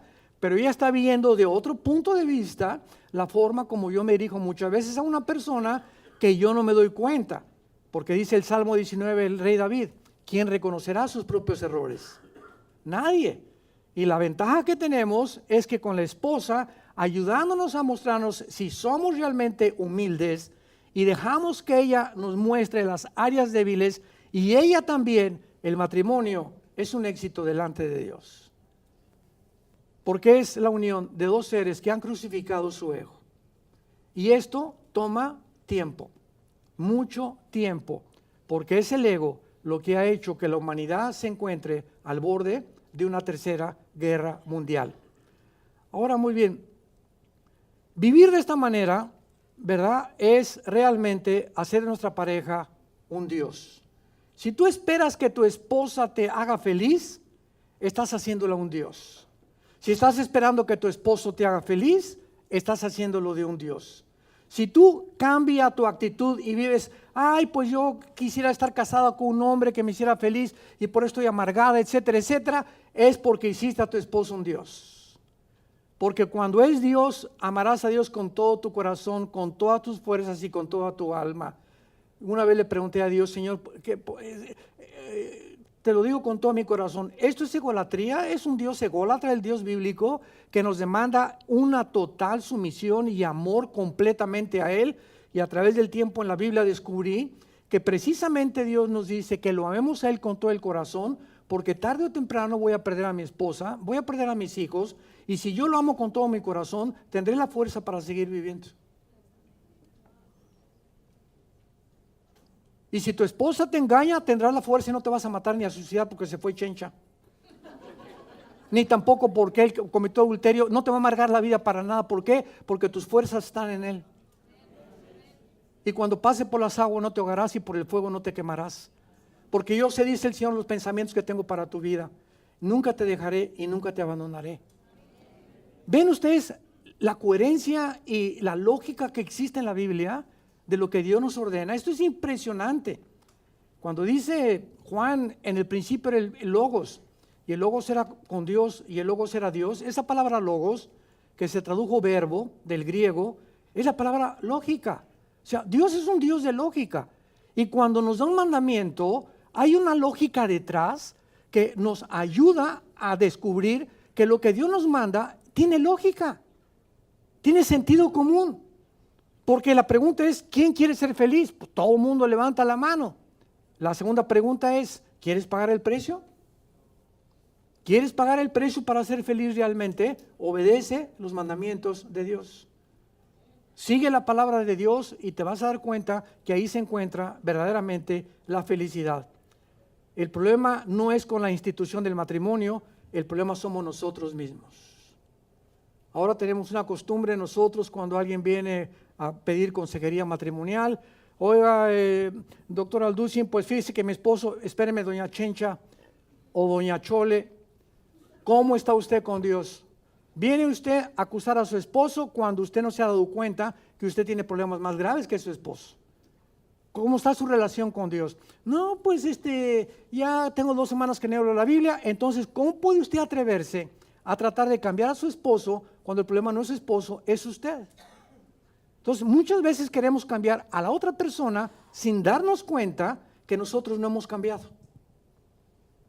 Y cuando no hemos cambiado nosotros, no podemos nosotros pedir nada a cambio, porque hay una ley que se llama la ley de la cosecha. Tú no puedes recoger lo que no has sembrado.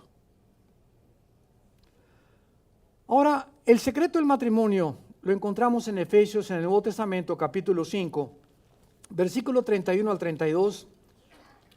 Y una de las cosas más maravillosas es que el matrimonio, por ser la institución más santa y más sagrada, más importante que existe, ¿saben ustedes por qué? Otra vez, tiene que haber una lógica, tiene que haber una razón. Dios nos dio una razón para que a Dios no le molesta que lo cuestionemos. ¿Por qué permitiste al diablo? ¿Por qué permite los tsunamis? ¿Por qué permites estas cosas? Como los ateos no tienen preguntas, ni un ateo le pregunta a otro que le conteste. ¿A quién creen que le van a preguntar? A nosotros los cristianos. Todas las preguntas relacionadas con el mal y la maldad no se las hacen entre los mismos ateos, vienen a preguntárnoslas a nosotros, pero nos vienen a preguntar desafiando. A ver, como me llegó una vez un señor en un hotel, ¿te acuerdas, Marta? Estábamos saliendo de un desayuno y en el elevador me dice, a ver, usted es el que acaba la conferencia, ¿verdad? A ver si es cierto. Dios es todopoderoso, ¿verdad? Y el Señor, le digo, sí, claro que es Dios todopoderoso. Bueno, y si es todopoderoso, ¿verdad? ¿Por qué no ha acabado con el diablo? Y le contesté, pues dele gracias porque acabaría con usted primero. Siempre hay personas que abordan los problemas que ellos no pueden resolver y que creen que nosotros no tenemos respuestas para poder agredir al cristianismo. Por eso es el libro más controvertido y Jesús es el personaje más perseguido, más criticado y más burlado de toda la historia de la humanidad. ¿Por qué existen todos los grupos satánicos el 666? ¿De dónde lo sacaron? De la Biblia. ¿Por qué Marilyn Manson cuando está en sus conciertos es la Biblia, la agarra un pollo, le arranca la cabeza, escupe la Biblia? ¿Por qué no escupe el Corán? O el Tripitaka, o los Vedas, o los libros. ¿Por qué tiene que ser la Biblia y Jesucristo, los personajes y el libro más controvertido? ¿Por qué en las películas los más grandes criminales y los más grandes adúlteros y borrachos, parranderos y jugadores y ateos, cuando pasa algo dicen Jesus Christ? ¿Por qué no Gautama Buda? ¿Por qué es la persona de Jesucristo la que se expresa en todas las películas? Jesus. Hasta los ateos dicen, Dios está temblando. No es coincidencia, traemos en el alma la inclinación a eso, porque es precisamente lo que la Biblia nos muestra. Dice en Efesios capítulo 5, versículo 21, sométanse unos a otros en el temor de Dios. Las casadas estén sujetas a sus propios maridos como al Señor, porque el marido es cabeza de la mujer, como Cristo es cabeza de la iglesia, la cual es su cuerpo y Él es su Salvador. ¿Cuál es el secreto del matrimonio? Que el hombre y la mujer ante los ojos de Dios somos iguales. El Padre y el Hijo, los dos son en la esencia divinos. Sin embargo, Jesús deja la posición en el cielo, baja y se pone debajo del Padre temporalmente para mostrarnos la sumisión. ¿Ustedes creen que si Cristo estaba sujeto y si la cabeza de Cristo era el Padre, era inferior al Padre? De ninguna manera, porque los dos son divinos, tanto el Padre como el Hijo son Dios. Pero ¿por qué lo hizo Jesús? Para mostrarnos que las funciones en el matrimonio son diferentes. Nada más. El hecho que la Biblia diga que el hombre es cabeza y la mujer, de ninguna manera la mujer es la esclava, por el amor de Dios, Virgen del Socorro. De ninguna manera eres la sirvienta. De ninguna manera vas a permitir que te maltrate el marido, de ninguna manera. Eso no es autoridad, eso es autoritarismo. Eso es un abuso total, ¿verdad? ¿Por qué? Porque el hombre ignora que el hecho que seamos la cabeza y el líder de nuestro hogar no implica que seamos dictadores, que es cuando se ejerce a través de la fuerza el liderazgo que Dios nos ha entregado. Y vean lo que dice la Biblia aquí claramente, versículo 25, maridos, amen a vuestras mujeres, así como Rambo. ¿Eso dice? Amen a sus mujeres así como en las películas de los cines y todas las cosas que nosotros vemos, ¿verdad? ¿Cuál es el ejemplo que se nos da? Lo voy a hacer personal. Armando ama a Marta como yo te amé en la cruz. Como yo te amé en la cruz. ¿Cómo me amaste, Señor? Abrí mis manos, derramé mi sangre y con las manos abiertas, desde ahí te dije, te amo. Estoy dando mi vida por ti. En otras palabras, el amor del hombre a la mujer es sacrificial. En lugar de que nosotros estemos demandando, no, pues, mis chilaquiles ya. Y la Biblia dice que yo soy la cabeza, etcétera, etcétera. Cuando el hombre entiende que es lo contrario, que en el momento en el que yo me convierto, no que sea servil, una cosa es sirviente, otra cosa es servil. Jesús vino como ser siervo de nosotros, pero no era servil al Padre. Nosotros al atender a la mujer, al tener caballerosidad, al ser considerado con ella, estoy sembrando lo que yo quiero para mi vida. Porque lo que tú le haces a tu mujer te regresa como un boomerang. Si la maltratas, no te imaginas cómo te va a ir. Es interesante que han descubierto que casi el 65% de los hombres que tienen disfunción eréctil son personas que han maltratado a las mujeres. Hay maldiciones, hasta sexuales, en el momento que tratamos a una mujer de una forma equivocada. Y entonces llegamos, ¿verdad?, a ver artistas de cine y todo que han tratado 4 o 5 mujeres y cómo mueren. O se hacen homosexuales o pierden completamente la potencia sexual, ¿verdad? O comienzan a transformarse en otras personas y la raíz es espiritual. El trato que le demos a la mujer, Dios nos los va a recompensar, para bien o para mal, porque hay consecuencias en las decisiones que nosotros tomamos. Veamos nosotros a continuación este ejemplo en Jeremías capítulo 17. Jeremías 17, hay un versículo, se los voy a traducir del original hebreo. Y este versículo nos muestra claramente, ojalá Freud lo hubiera podido leer, la condición con la cual nacimos. Y se van a sorprender muchos de ustedes, porque la Biblia nos muestra y nos da el diagnóstico de lo que realmente somos. Y cuando yo llego con el doctor y me dice, usted tiene cáncer. Oiga, pero ¿cómo que cáncer? Yo me siento bien, me siento saludable. Señor Alducin, la radiografía no miente. Usted tiene un tumor cancerígeno. Entonces, en ese momento viene un desconcierto en mi vida, porque yo me consideraba salud, tomaba vitaminas y corrí, lo que tú quieras, pero viene un diagnóstico del médico que me dice, esta es su condición, clínicamente usted está enfermo. Entonces, cuando nosotros nos enfrentamos a la Biblia, Dios nos da un diagnóstico que nos conmueve lo más profundo, porque no creemos que realmente seamos así como la Biblia lo dice. Pero la condición en la que el ser humano se encuentra sin Jesús es la condición que voy a continuar a leerles. Jeremías 17:9. Primero lo leeremos en castellano y después lo vamos a traducir en el original hebreo para sacar la riqueza del lenguaje hebreo. Engañoso es el corazón más que todas las cosas y perverso. ¿Quién lo conocerá? Pregunta el Espíritu Santo. Quieren apuntarlo. La palabra engañoso es la palabra hebrea akaf, que significa torcido o chueco.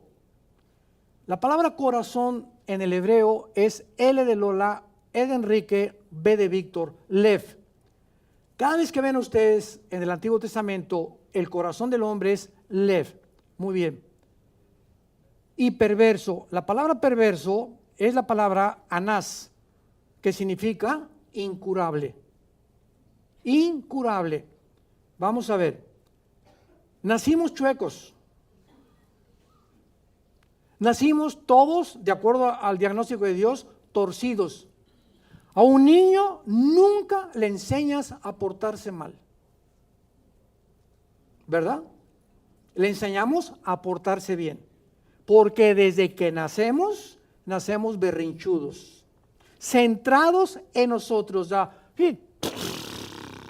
No quiero este espagueti, no quiero ese juguetito, quiero el otro de por allá. Y vemos la tendencia y la independencia con la que nacimos de atraer la atención sobre nosotros y que se haga lo que yo digo y que se cumplan mis caprichos. Y cuando dice la Biblia, el que consiente a su hijo lo echa a perder, es precisamente por la condición en la que nacimos. Los niños necesitan disciplina y no podemos separar la vara de su disciplina, porque la manera que le hago pao, pao, pao, le estoy diciendo que lo amo. Y cuando lo abrazo y lo beso, le estoy diciendo que lo amo. El amor es y se demuestra a través del beso y del pau, pau, pau. Tú detén el castigo es sentimentalismo. No es amor, no es, te estás engañando. Tus sentimientos te están gobernando y estás echando a perder a tu hijo. Ahora, veamos que la palabra corazón en la Biblia involucra los sentimientos, apúntalo, las emociones, la voluntad y el intelecto. La palabra corazón, cuando hablas el corazón, del corazón salen todas las cosas, etcétera, etcétera, estás hablando de los sentimientos, las emociones, la voluntad y el intelecto. Vamos a verlo otra vez. Tenemos chuecos y torcidos los sentimientos, nuestras emociones, nuestra voluntad y nuestro intelecto. Nacimos completamente torcidos y chuecos. Alguien puede preguntar, yo no tengo la culpa, te lo voy a aclarar después, porque hay una lógica detrás de todo esto. Y además dice la Biblia que esta condición con la cual nacimos es incurable. Y esta es la razón por la cual tú dices a una persona, ¿por qué fumas? Ahí dice, este producto es nocivo para la salud. Tus encías, tu laringe, tu tráquea, tu faringe, tus pulmones, los alvéolos pulmonares, te estás envenenando. ¿Qué no sabes? ¿Por qué fumas? Porque me gusta. ¿Pero qué no sabes que te estás envenenando? Sí, pero me gusta. ¿Qué nos muestra esta conducta? Que el ser humano no usa la razón. El ser humano es gobernado por sus pasiones. Mentira que seamos gobernados por nuestra razón. Oye, ¿pero por qué adulteras? Vas a echar a perder tu matrimonio, que es, la familia es el tesoro más grande que Dios nos ha dado. El ejemplo que les demos a nuestros hijos nos será recompensado como no nos imaginamos. ¿Por qué por una chamaca y por media hora de alegría o por lo que tú quieras, viejo rabo verde? ¿Por qué lo hacen, verdad? Pues porque las pasiones nos gobiernan. ¿Por qué te emborrachas? ¿Por qué te drogas? Le dice a un joven. Pues porque quiero huir de la realidad. Es un anestésico las drogas. El alcohol es un anestésico que me hace olvidarme de la realidad. Quiero salir de la realidad y subirme a la rueda de la fortuna. Cuando estoy arriba de la fortuna, viva Zapata, viva esto y el otro, yo por aquí, por allá. Y la rueda de la fortuna tiene que aterrizar otra vez. Y tu crudo es peor que cuando comenzaste a tomar. Esta es la condición del ser humano. Y por eso William Shakespeare le dijo que era el defecto trágico. Freud quiso curar al ser humano mediante la psique, con enfermos de histeria, hipnotizándolos. Y así vemos a neuróticos anónimos, marihuanos anónimos, alcohólicos anónimos y todas estas instituciones altruistas. ¿Cuál es su propósito? Tratar de cambiar la condición, la conducta, la psicología, la psiquiatría del ser humano. Pero se ven imposibilitados, porque el borracho sale a Alcohólicos Anónimos y ya no toma, pero sigue siendo un borracho, ya no es borracho, parrandero y jugador, no solamente es parrandero y jugador. Le quitaron una rama nada más. La psiquiatría, ¿por qué fracasó? Y la psicología, porque tú vas a un hospital psiquiátrico, escúcheme con mucho cuidado, el 98% de los hospitales psiquiátricos en el mundo no curan a nadie, los manejan con químicos, con pastillas tranquilizantes, Ecuanil, Valium, Prozac, porque no pueden cambiar a un neurasténico, un sociópata, un esquizofrénico, más que con puros químicos. La situación del hombre es incurable. Aquí está el diagnóstico y por eso estamos buscando la manera de corregirnos. Ahorita, ¿cuál es el problema? El clima. Ahogado el niño, queremos ya sacarlo del pozo. El planeta está completamente contaminado, el aire, el mar y todo. No, pues ahora ya no usamos bolsas de plástico. Estamos tratando cuando el planeta ya no tiene solución. ¿Por qué? Porque fue más allá de la capacidad que tenemos para resolver los problemas. ¿Cuál es la medicina que Dios nos da en la Biblia para la situación incurable? Los hombres inventaron las religiones también como un método para poder, me persino el domingo, mi viernes de ceniza, ya no me siento tan malo. Al Capone se disfrazaba de Santa Claus en diciembre para regalarle dulces a los niños porque no se sentía tan malo. Y así nos damos cuenta, vemos a narcotraficantes con la medalla del Sagrado Corazón de Jesús, pero roban, trafican, etcétera, etcétera, pero son religiosos o se creen religiosos porque la conciencia les dice que abrazando una religión ya no me siento tan mal. Y el domingo entro a la iglesia y el domingo soy santo y de lunes a viernes me porto como hijo del anticristo. ¿Quién es la única persona que Dios mandó al mundo para sanar la condición en la que nacimos? La Biblia le llama Jesucristo. ¿Y cuál es la medicina? Su sangre derramada en la cruz. Solo la sangre de Cristo te puede sanar. Solo la sangre de Cristo te puede sanar. Ustedes saben que la vida de la sangre está en el alma. O sea, el alma, de acuerdo a la Biblia, se encuentra en la sangre. Entonces, cuando Cristo derrama su sangre, ¿qué derramó? Su vida. Porque la vida está en la sangre. Y eso lo descubrimos hasta el siglo pasado, hasta el siglo XIX, 19 o 20 más o menos. Durante siglos se trataba de sacarle la sangre a la gente para curarla y sanarla. Imagínense nada más, los descomponían más todavía. Pero vemos que es la vida de Jesús entrando a mi vida y comenzando a restablecer mi manera de pensar y sacando los programas que me metió Lenin, que me metió Freud, que me metió Marx, que me metieron todos los ateos y todo. Yo en mi caso personal era un ateo completamente. Vino Cristo y me sigue desprogramando y me está metiendo ahora el nuevo programa. Y en la medida que tú permitas que el programa de Dios entre a tu vida y los demás programas salgan, comenzamos a tener la verdadera sanidad. Todos ustedes, todos nosotros nacimos lastimados. A unos fueron violadas de niñas, otros tuvieron padres agresivos, alcohólicos, otros han tenido 2, 3 divorcios. Todos los seres humanos somos personas lastimadas. Y estas heridas del alma a muchos los victimizan y los hacen sentir de que el mundo está en contra de ellos, porque el mundo los lastimó. Hay una película que está ahorita de moda que se llama El Guasón. Y esta historia del Guasón la fuimos a ver. Yo nada más porque había 2 psicólogos que me recomendaron que la fuera a ver y querían que yo les diera mi opinión. Y cuando salí de esa película, mi opinión fue la siguiente. Esta es la historia de un hombre que fue lastimado desde niño, desechado por su mamá, violado, etcétera, etcétera. Escucha con mucho cuidado. Y este hombre en esta película, El Guasón, justifica las heridas del alma para poder matar. Ahora yo puedo matar y puedo hacer esto y puedo hacer aquello porque me lo hicieron a mí.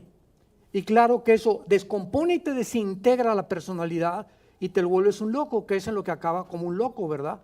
Y todo el mundo al final de la película acaban todos como locos.